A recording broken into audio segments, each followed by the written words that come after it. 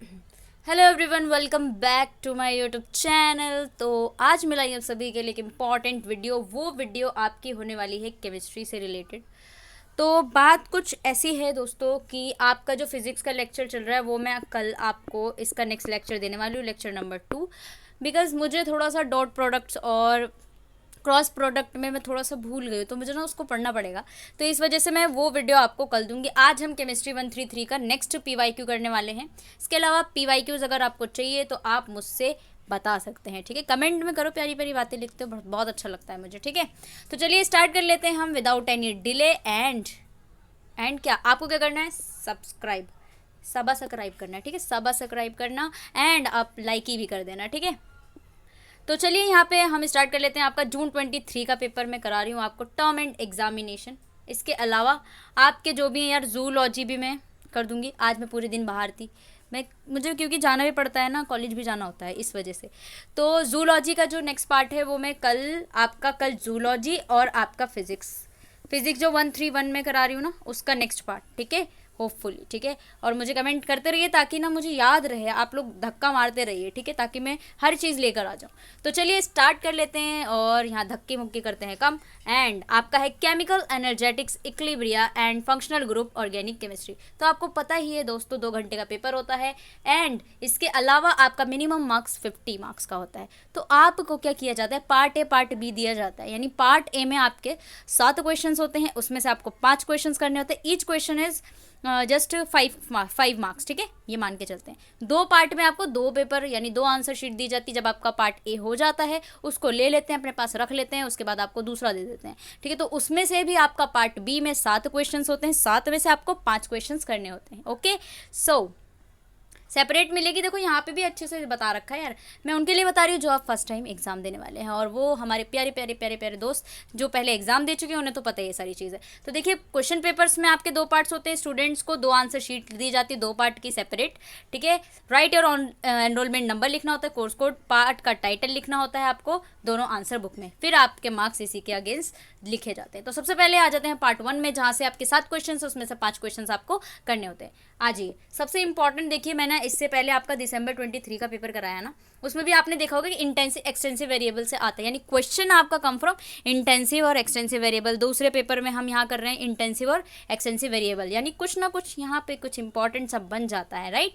तो चलिए हम स्टार्ट कर लेते हैं क्वेश्चन नंबर 1 के ए पार्ट के, उसके बाद करेंगे मजे ही मजे।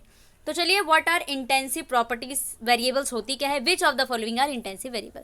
सबसे पहले मैंने आपको बताया था, एक्सटेंसिव वेरिएबल ऐसे वेरिएबल्स होते हैं जो साइज और मैटर पे डिपेंड करते हैं, और जो डिपेंड नहीं करते वो आपके इंटेंसिव वेरिएबल्स हैं। अब मुझे इसमें से आपको क्या बताना है, क्वेश्चन नंबर जो इसका ए पार्ट है वो 2 मार्क्स का, यानी आप इसमें से बताओगे कौन सा इंटेंसिव है और कौन सा नहीं है जी। तो चलिए आंसर शीट पे चलते हैं ना यार, हम क्यों अपना दिमाग लगाएं, हम आंसर शीट पे चलेंगे। तो आज मैं आपके लिए पिंकी लाई हूँ, फिर से पिंकी का स्वागत कीजिए एंड नमस्कार, और हम करेंगे स्वाहा, ठीक है।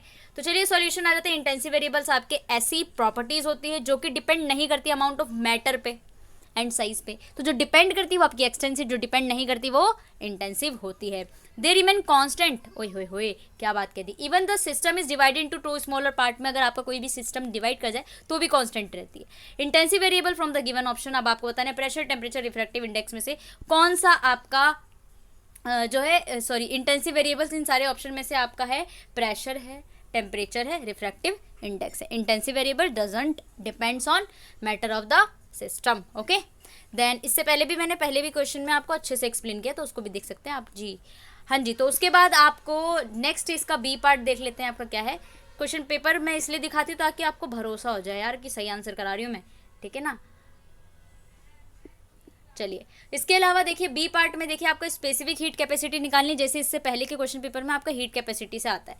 आपका दिया हुआ यार 4.18 जूल आपका heat capacity they, how much heat is required, आपको फिर से हीट निकालना है। क्यू इज इक्वल्स टू क्या फॉर्मूला बताया था मैंने, एम सी डेल्टा टी। आपको स्पेसिफिक हीट जो सी है वो दिया हुआ है। सबसे पहले आप क्वेश्चन में क्या किया करो यार, जो गिवन है वो ले लो। हीट कैपेसिटी को सी से डिनोट करते हैं, आपका 4.8 joule degree Celsius inverse gram inverse, right. How much heat चाहिए, यानी क्यू को मैं इस तरीके से लिख दूँ क्वेश्चन मार्क लगा के। Increase the temperature of 10 gram of water, यानी मास आपको दिया हुआ 10 ग्राम, पानी दिया हुआ है 10 gram, from 4 degree Celsius to 14 degree Celsius, यानी ये इनिशियल टेम्परेचर है T1, ये आपका फाइनल टेम्परेचर है। चेंज इन डेल्टा टी आप कैसे निकालते हो, टी इनिशियल यानी T2 माइनस T1 यानी फाइनल माइनस इनिशियल करते हो, उससे पहले आपको जो टेम्परेचर होता है उसको डिग्री सेल्सियस से आपको क्या करना होता है, चेंज करना होता है केल्विन में। आप 4 डिग्री में 273 ऐड कर दो, आप 14 डिग्री सेल्सियस में 273 ऐड कर दो, आपको सारी चीज़ें मिल जाएंगी। चलिए बी पार्ट पे चलते हैं। आंसर को देखने का दिल चाहता है, मैम प्लीज़ दिखा दो। ठीक है दिखा देती हूँ यार मैं, क्योंकि मैं अच्छी हूँ। ठीक है चलिए तो heat required to increase water temperature given है क्या, स्पेसिफिक हीट कैपेसिटी मैंने बोला क्या है आपका, सी है 4.8 joule. Mass of the water का मास देखो 10 gram. Initial temperature 4 degree Celsius, final temperature 14 degree Celsius. दोनों डिग्री सेल्सियस में, वैसे भी आपको डिग्री केल्विन में भी चेंज कर सकते हो, आपका सेम आंसर आएगा। T2 माइनस से T1 करेंगे, MC डेल्टा T हो जाएगा। ठीक है तो चलिए सॉल्व कीजिए यार। अब यहाँ पे 10 है ये मास, C है ये, और T2 माइनस T1 करोगे, उसके बाद जब आप इसका इनटू कर देंगे तो उसके बाद आपका जो हीट आएगा वो आएगा 418 जूल। ठीक है तो ये आपकी ये हीट हो जाएगी। ठीक है तो यहाँ पे आप देखना कि 4.18 जूल ऑफ हीट रिक्वायर्ड है। आपके टेम्परेचर क्या है, 10 ग्राम आपका वाटर दिया है, टेम्परेचर ये दिया है। इस तरीके से आप आंसर निकाल लेंगे। ठीक है सो ये आपका क्वेश्चन हो गया। उसके बाद हम चलते हैं नेक्स्ट क्वेश्चन पे। तो देखो यार अभी मैं चली गई थी, मैं पूरा आधे घंटे बाद आई हूँ फिर से रिकॉर्ड करने। तो चलिए हम आ जाते हैं आपके क्वेश्चन नंबर 2 पे। क्वेश्चन नंबर 2 में आपको बताना है Hess law of constant heat summation क्या होता है, उसके सिग्निफिकेंस बताने। भाई जिसने लेक्चर अटेंड किया है मेरा, मैंने हर चीज़ वहाँ पे बता रखी है, तो आपको अगर करना है डिटेल में पढ़ना है तो वहाँ से पढ़ सकते हैं आप। ठीक है सारी मेरी प्लेलिस्ट यहाँ पे अपलोडेड है एंड आप देख सकते हैं। उसके अलावा जो भी क्वेश्चंस और जो भी होना है ना सारी कराऊंगी यार, तो प्लीज़ आप कमेंट करते रहिए प्यारे प्यारे एंड मेरा दिल खुश करते रहिए और मेरे दिल की धड़कनों को बढ़ाते रहिए। ठीक है थैंक यू सो मच। तो चलिए स्टेट आपको लिखना है Hess law of constant heat summation, then उसके बाद उसकी सिग्निफिकेंस। चलिए चलते हैं पिंकी के पास। तो देखिए पिंकी के पास हम आ गए हैं और ये आपका क्वेश्चन नंबर 2 का आंसर ए है। ठीक है यानी ए पार्ट है। Hess law of constant heat summation कहता गया है, तो हेस लॉ कहते हैं, आप सभी लोग इनको हेलो बोलेंगे हेस लॉ को, हेलो चाचा जी। तो हेस लॉ आपके चाचा हैं। ठीक है आपको ये कहते हैं कि इंथैल्पी चेंज जो होता है रिएक्शन में वो सेम होता है, चाहे आपका रिएक्शन सिंगल स्टेप में चल रहा हो, चाहे आपका रिएक्शन सीरीज ऑफ स्टेज में। समझ लो आपके पास ए से बी गया, बी से सी गया, सी से डी गया, डी से ए आया, उसमें जो चेंज इन एंथैल्पी होगा ना वो आपका सेम होगा हर एक डायरेक्शन में। तो ये कहते हैं कि इन्होंने अपनी खूबसूरत बात यही कही है कि जो एंथैल्पी चेंज होगा किसी भी पर्टिकुलर रिएक्शन में वो सेम होंगे, चाहे आपका रिएक्शन एक सिंगल स्टेप में हो, चाहे आपका रिएक्शन एक सीरीज ऑफ स्टेप में हो। ठीक है तो यह था आपका हेस लॉ। उसके बाद सिग्निफिकेंस की बात कर लें कि क्या क्या चीज़ है। It allow to calculate the enthalpy change for a reaction that are difficult impossible to measure directly. तो इन्होंने क्या किया हमारे लिए, एंथैल्पी चेंज के को कैलकुलेट करने के लिए इजी वाला वे बना दिया। ठीक है जो कि डायरेक्टली हम मेजर नहीं कर पा रहे थे। दूसरी चीज़ क्या है, इन्होंने क्या दिया, it provide a basis for understanding the energetic of chemical reactions की एनर्जेटिक्स को अच्छे से समझा दिया। ठीक है ये सिग्निफिकेंस हो गया, आपको इसमें नंबर मिल जाएंगे। तो चलते हैं इसके बी पार्ट पे। आपको जो है ना केमिकल रिएक्शंस दी हुई है, उसमें आपको क्या निकालना है, एंथैल्पी चेंज निकालना है। चलो ना यार, तो पिंकी आपने मुझे बताया नहीं यार कि पिंकी अच्छी है वाइटी अच्छी है। ठीक है क्योंकि वाइटी भी मैं वो वाली पीडीएफ भी लाई थी जो वाइट कलर की थी, और ये पिंकी भी लाई थी मैं। देखो बताते नहीं हूँ यार, दिल पे चोट लग गई अब मेरे। चलो तो इसका बी पार्ट पे चलते हैं। Enthalpy of formation of CO. आपको इंथैल्पी ऑफ फॉर्मेशन दिया सबको, जैसे कि मैंने पहले क्वेश्चन में कराया, तो आप पैटर्न देख रहे हो, इससे पहले जो मैंने कराया था same pattern, enthalpy of formation से क्वेश्चन था आपका, हीट MC डेल्टा से क्वेश्चन था। ठीक है उसके अलावा एक्सटेंसिव इंटेंसिव वेरिएबल से क्वेश्चन था। अभी सीरीज सेम चल रही है, यानी जो क्वेश्चंस आपके जो आएंगे वो इसी में से आएंगे। राइट तो चलिए इंथैल्पी ऑफ फॉर्मेशन आपका दे रखा CO का, CO2 का, N2O का एंड N2O का, आपका ये दिया हुआ सारे के सारे। आप calculate the enthalpy change, enthalpy change निकाल लो। आपको मैंने बताया था enthalpy of heat formation, enthalpy of change in enthalpy of heat of formation of. ठीक है कैसे निकालोगे, enthalpy formation of product minus enthalpy of formation of reactant. Product में से रिएक्टेंट, आपके प्रोडक्ट क्या है ये N2O 3CO2 333। अब यहाँ पे देखो आप कि आपको क्या दिया हुआ है, N2O का कितना दिया हुआ है, N2O आपका तीसरे नंबर पे यानी 81 दिया हुआ है, तो यहाँ पे लिख लो इसका 81। दूसरा देखो आपका CO2 कितना दिया हुआ है, CO2 सेकंड नंबर पे, यानी आपका CO2 दिया हुआ है -393, तो ये आपको दिया हुआ है, प्लस लगाओ -393, -393 यानी 3 और -393 इस तरीके से लिखोगे। उसके अलावा आपका प्रोडक्ट माइनस रिएक्टेंट करोगे, आप माइनस में आप रिएक्टेंट्स लगा दोगे जितने भी यहाँ पे इसकी वैल्यूज दी हुई है। तो पिंकी पे चलेंगे एंड बल्ले बल्ले करेंगे। तो पिंकी क्या कहती है, तो पिंकी ने अपनी ज़ुबानी कैसे बताई, तो सुनिए पिंकी की कहानी, उसकी ज़ुबानी। तो यहाँ पे देखिए enthalpy change for a given reaction, get enthalpy आपको CO को दिया हुआ है -110 किलो जूल पर मोल, CO2 का दिया हुआ है -393 किलो जूल पर मोल, N2 का दिया हुआ है 81 किलो जूल पर मोल एंड इसका दिया हुआ है 9.7 किलो जूल। रिएक्शंस क्या, रिएक्शन आपको ये, अब आपको पता है कि एंथैल्पी चेंज आप कैसे निकालते हो हेस लॉ के according, enthalpy change in heat of formation of product minus heat of formation of reactant. तो यहाँ पे देखो आपके पास N2O और CO2 ये हैं आपके, ये 3 क्यों लगाया, क्योंकि स्टोकियोमेट्रिक कोएफिशिएंट है, मैंने इससे पहले भी बताया था कि स्टोकियोमेट्रिक कोएफिशिएंट अगर 3 के साथ 3 है आपके पास, किसी भी कंपाउंड के पास 4 है 2 है, तो आपका वो इनटू में चला जाता है, ठीक है।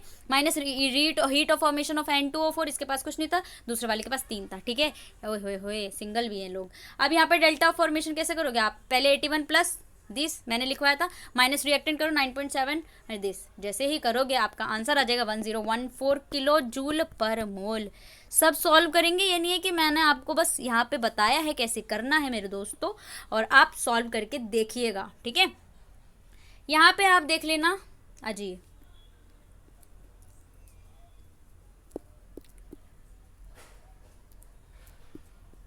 हाँ जी। इसके अलावा देखिए देखिए देखिए क्वेश्चन 2 के हमने कर लिया, क्वेश्चन 2 कर लिया क्या हमने, ओ सॉरी हम यहाँ थे, तो आपका हो गया थर्ड का ए हो गया, नहीं हुआ। तो क्वेश्चन नंबर 3 पे चलेंगे अब हम। क्वेश्चन नंबर 3 आप what are spontaneous reaction, state the criteria of spontaneity. पहले आपको बताना है स्पॉन्टेनियस रिएक्शन क्या है, देन उसके बाद आपको बताना है कि क्राइटेरिया क्या है स्पॉन्टेनिटी के लिए। यार मैं खड़ी होकर लेक्चर रिकॉर्ड करी, सीरियसली पैर में बहुत दर्द हो रहा है, बट ये आपके लिए प्लीज़ एक लाइक तो बनता है, ठीक है, एक दिल भी बनता है मेरे लिए, प्लीज़ एक दिल दे दो बस, खुश हूँ मैं, राइट। तो चलिए स्पॉन्टेनियस रिएक्शन क्या कहता है, स्पॉन्टेनियस रिएक्शन आपका कहता है कि आपकी स्पॉन्टेनियस रिएक्शन ऐसी रिएक्शंस होती हैं जो कि विदाउट एक्सटर्नल इंटरवेंशन के आपके चल जाती है, आपको एक्सटर्नली कुछ काम करने की जरूरत नहीं पड़ी, वो अपने आप हो जाती है, होए अपने आप हो जाता है, प्यार योर लव अपने आप हो जाएगा ना, कोई फोर्स करेगा हमें प्यार कर, नहीं ना, अपने आप होता है यार। This is the example of spontaneous reaction, बिल्कुल मत लिख के आना वरना मेरा यूट्यूब चैनल बंद हो जाएगा यार प्लीज़। तो आपके बिना एनी एक्सटर्नल इंटरवेंशन के किसी भी गिवन कंडीशन पे आपका हो जाता है, they tend to proceed toward a state of lower energy and higher entropy की वजह से हो जाता है। स्पॉन्टेनियस रिएक्शन ऐसी होती है जिसे एक्सटर्नल फोर्स की जरूरत नहीं है, अपने आप हो जाएगा, ठीक है, your love your true love, ठीक है। अब हम क्राइटेरिया देखेंगे कि स्पॉन्टेनिटी के क्राइटेरिया क्या है। तो criteria of spontaneity determined by gives free energy, आपको पता है गिव्स फ्री एनर्जी चेंज से आपको पता चल जाएगा कि कोई रिएक्शन आपका स्पॉन्टेनियस है या कोई रिएक्शन आपका स्पॉन्टेनियस नहीं है। अगर आपका delta G is less than zero है, delta G is less than zero का मतलब क्या, नेगेटिव होना चाहिए, राइट। तो डेल्टा जी अगर नेगेटिव होती है तो आपकी रिएक्शन स्पॉन्टेनियस होती है, डेल्टा जी अगर पॉजिटिव होती है तो आपकी रिएक्शन नॉन स्पॉन्टेनियस होती है, यानी ग्रेटर देन जीरो होती है। ओके सो गाइस, तो यार मैं बीच बीच में मजाक करती रही ताकि आप बोर ना हो प्लीज़, है ना, तो दिल पे मत लीजिएगा आप लोग। चलिए तो हम आ जाते हैं आपके नेक्स्ट क्वेश्चन, इसी के बी पार्ट पे चलते हैं। स्क्रॉल करते करते मेरे हाथ टूट जाएंगे एक दिन, फिर मैं कैसे पढ़ाऊँगी यार तुमको, प्लीज़ मदद करो चलिए तो यहाँ पे देखिए सेम क्वेश्चन पे देखो, स्पॉन्टेनियस आया था आपका 1 मोल ऑर्गन गैस दिया हुआ, ठीक है, आर्गन गैस। मुझे ऐसे क्यों लग रहा है मैंने आपका करा दिया, ये नहीं कराया ना, एक सेकेंड। सो एवरीवन हम बी वाला पार्ट कर रहे थे आपका, मुझे क्या लग रहा था ना, क्योंकि आपका पैटर्न सेम है तो मुझे क्या लग रहा था मैंने ये आपका करा दिया यार, दूसरी बार होता मेरे दिल में दर्द हो जाता बहुत बुरा, फिर इस दिल का दर्द कोई नहीं समझ सकता यार, कोई नहीं, no one can heal me. चलिए तो बी पे चलते हैं, jokes apart. 1 mole argon gas है आपका, आप सोच रहे हो कि कुछ ज़्यादा ओवर एक्टिंग करती है, सॉरी यार आपसे नहीं होगा, ठीक है, आपसे सिर्फ सीरियस पढ़ाई होगी। तो यहाँ पे आपको क्वेश्चन में क्या है, जो भी चीज़ें आपको दी हुई होती है ना तो उसको अच्छे से लिख दीजिए, यानी कि एन जो है वो आपका एन किसको रिप्रेजेंट करता है, मोल को रिप्रेजेंट करता है, 1 मोल, तो आप लिख लो 1 mole argon gas. Behaving ideally taking a cylinder fitting the massless friction piston occupy volume, volume आपका 10 डेसीमीटर क्यूब दिया हुआ है। अब इसमें पूछा कि आपका रिवर्सिबली एक्सपैंड हो रहा है 5 times to its initial volume, yes, यानी इनिशियल वॉल्यूम जो आपका 10 डेसीमीटर क्यूब है, तो फाइनल वॉल्यूम क्या है उसके इनिशियल वॉल्यूम से 5 टाइम्स ज़्यादा है, यानी 5 × 10 टाइम्स ज़्यादा है, ठीक है, 5 टाइम्स ज़्यादा है, और 10 क्या है आपका पहले वाला है, तो एंट्रोपी चेंज निकालो इस प्रोसेस में। चलिए पिंकी के पास चलेंगे यार, खूबसूरत पिंकी हमारी, चलो काफ़ी स्क्रॉल करना पड़ता है यार, चलिए, तो इसका बी पार्ट देखो। हाँ जी, बी पार्ट में ये रहा, एंट्रोपी चेंज बताना है, रिवर्सिबल एक्सपेंशन। इससे पहले भी देखो क्वेश्चन, इससे पहले वाला भी आपको यहाँ से आया था क्वेश्चन। तो नंबर ऑफ मोल्स आपका देख लो क्या है जी, नंबर ऑफ मोल्स मतलब 1 मोल आपको दिया है, इनिशियल वॉल्यूम आपको दिया है 10 डेसीमीटर, फाइनल वॉल्यूम उसने बोला है कि आपका इनिशियल वॉल्यूम से 5 टाइम ज़्यादा, तो यानी 5 × 10 50 डेसीमीटर। टेम्परेचर आपका 298 केल्विन, ये रिवर्सिबल रिएक्शन हो रहा है, यहाँ पे टेम्परेचर चेंज नहीं हो रहा है। एंट्रोपी के लिए डेल्टा एस लगाओ, क्या होता है NR नेचुरल लॉग V2/V1। इससे पहले यार बिल्कुल सेम पेपर है, पैटर्न देखो बिल्कुल सेम है। अब किसी के मार्क्स गंदे नहीं आने चाहिए, मेरी क्लास जो अटेंड कर रहा है, ठीक है ना। मैं बहुत मारूंगी यार, घर में घुस घुस के मारूंगी, और अपने यूट्यूब पे ऐसे लगा दूंगी जिसके मार्क्स कम है उसको घूसा पड़ेगा, एक ऑनलाइन घूसा। ओके, तो चलिए यहाँ पे आपको पता है कि R जो है वो गैस कांस्टेंट है, जिसकी वैल्यू होती है 8.314 जूल पर मोल केल्विन, ठीक है। डेल्टा S आपका 1 मोल दिया। अब आपको देखो कैसे रिप्रेजेंट करोगे, आपका होता है क्या NR नेचुरल लॉग V2/V1, ये फॉर्मूला है। N के क्या है 1 मोल, R के आपका 8.314 के, V2/V1 नेचुरल लॉग लगाओ, V2/V1 यानी 50/10, यानी कितना आ गया 5 आ गया। तो जैसे ही आपने इसको सॉल्व किया, यानी ये आया आपको 8.314 नेचुरल लॉग, आपका नेचुरल लॉग कितना रहा है 5, नेचुरल लॉग 5 की वैल्यू याद कर लीजिए। 1 से 10 तक की नेचुरल लॉग का आपको पता होना चाहिए। आप सभी को बस लॉग बेस 10 की पता होती है, जो लॉग बेस 10 होती है वो 1 होती है, बस प्लीज़ नेचुरल लॉग का भी याद कर लेना। उसके बाद आप इसको करोगे, अगर नहीं भी आता है ना तो यार मेरे पे छोड़ो, बस इतना लिख के छोड़ोगे ना यार, कितना नंबर काट लेगा वो फाइनल आंसर के आधे, बहुत काट लिए, दिए तो सारे ना। चलिए, तो चलो ये भी छूट दे दी मैंने आपको, राइट, तो इतना लिख के छोड़ देना, ठीक है। चलिए, उसके अलावा आप देखो यार, पेपर पैटर्न देख लो, सेम पैटर्न है, जो दिसंबर 23 का था वही जून 23 का। आप देख लो पैटर्न में कोई चेंज नहीं है, यानी एक क्वेश्चन जिस टॉपिक से आ रहा है वही क्वेश्चन सेम टॉपिक से आ रहा है, पर वैल्यूज चेंज कर दी, राइट। इंटेंसिव पूछा तो एक्सटेंसिव पूछ लिया, एक्सटेंसिव पूछा तो इंटेंसिव पूछ लिया, राइट। आप देखो आपका क्वेश्चन नंबर 4, आप सारे के सारे देखना, इक्विलिब्रियम कांस्टेंट एक्सप्रेशन KP लिखना, सेम जैसे पहले मैंने कराया था। रिवर्सिबल रिएक्शन के लिए यार मैं क्वेश्चन तो ठीक करा रही हूँ ना, सीरियसली मुझे ऐसा लग रहा है मैंने करा दिया। चलिए, अगर करा भी दिया होगा ना तो आप मुझे बता देना, वैसे नहीं कराया, मैंने चेक कर लिया है। हमको यहाँ पे KP लिखना है, इक्विलिब्रियम कांस्टेंट लिखना मैंने आपको सिखाया था कि KP आप कैसे लिखते हो, प्रोडक्ट अपॉन रिएक्टेंट लिखते हो, यानी जो भी प्रोडक्ट है उसको आप क्या करोगे, आपका प्रोडक्ट NH3 और H2S है, तो आप NH3 की कंसेंट्रेशन नहीं लिखोगे बल्कि आप इसकी पार्शियल प्रेशर लिखोगे, ठीक है। पार्शियल प्रेशर क्यों, क्योंकि आपका KP दिया हुआ है, यानी जो इक्विलिब्रियम कांस्टेंट प्रेशर पे दिया हुआ है, तो आप इस तरीके से प्रोडक्ट अपॉन रिएक्टेंट लिखोगे, इसका भी प्रोडक्ट अपॉन रिएक्टेंट लिखोगे। तो आओ इसके पिंकी के पास चलते हैं, आ जाओ पिंकी, पिंकी तुम सिर्फ मेरी हो, है ना, ये डायलॉग कमेंट में लिख देना। चलिए, क्वेश्चन नंबर 4 में आपको इक्विलिब्रियम कांस्टेंट लिखना था, राइट, है ना। तो KP कैसे लिखोगे यार, कंसंट्रेशन इसने कंसंट्रेशन कर दिया तो आप ऐसे लिख सकते हो, ठीक है। तो ये प्रोडक्ट अपॉन रिएक्टेंट करोगे, NH3 गैस है और H2S divided by this equilibrium constant KP लिखोगे, ठीक है। उसके बाद NO2 इसमें आधा ही दिया इसने, पर आपको नीचे भी लिखना है, ठीक है, जो रिएक्टेंट में N2 + O2 यानी 2NO बना रहे हैं, यानी आपका प्रोडक्ट क्या है NO और जो 2 ऑफ स्टोइकियोमेट्रिक कोएफिशिएंट वो पावर में लग जाती है, डिवाइडेड बाय आपका N2 और O2 है, तो देखो इसके डिवाइड में आपका N2 और O2 होगा, that is the expression of equilibrium constant. Next चलते हैं, नेक्स्ट पे चलते हैं, पैर में बहुत दर्द हो रहा है भाई, पर मैं ये वाला कुछ ये पेपर करा के जाऊंगी यार, ताकि ना आपको भी सुकून मिले और मुझे भी चैन की नींद मिले, ठीक है। एक और इम्पोर्टेंट बात बता दूं यार, क्या हो गया, हैंग हो गया फ़ोन मेरा।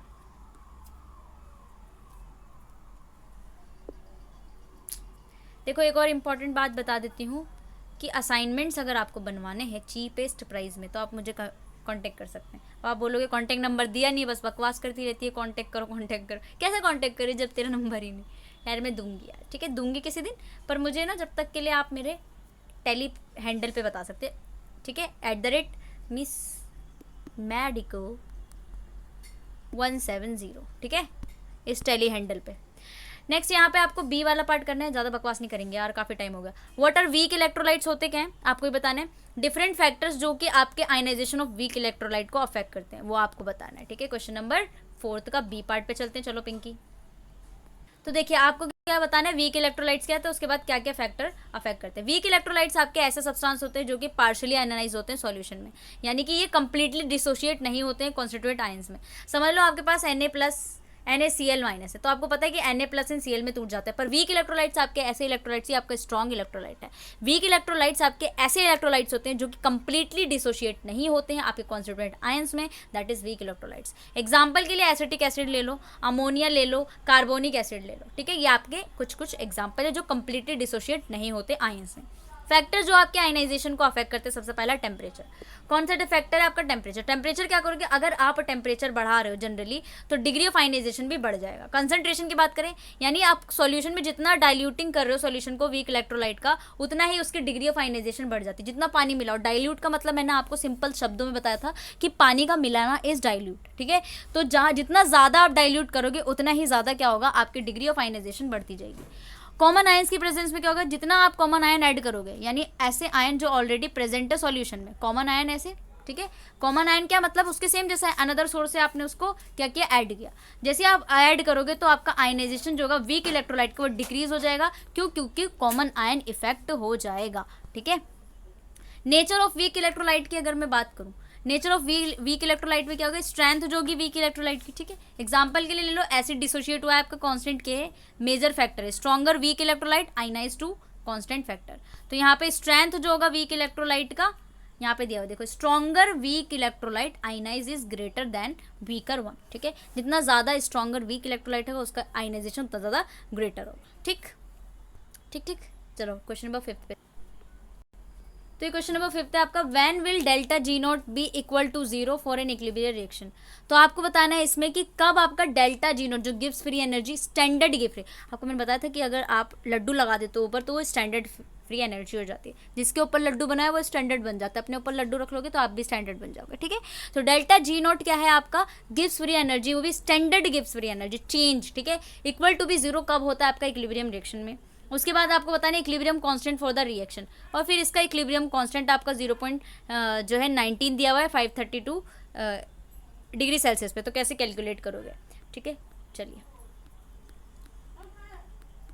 Pinky come on, Pinky says I am hair.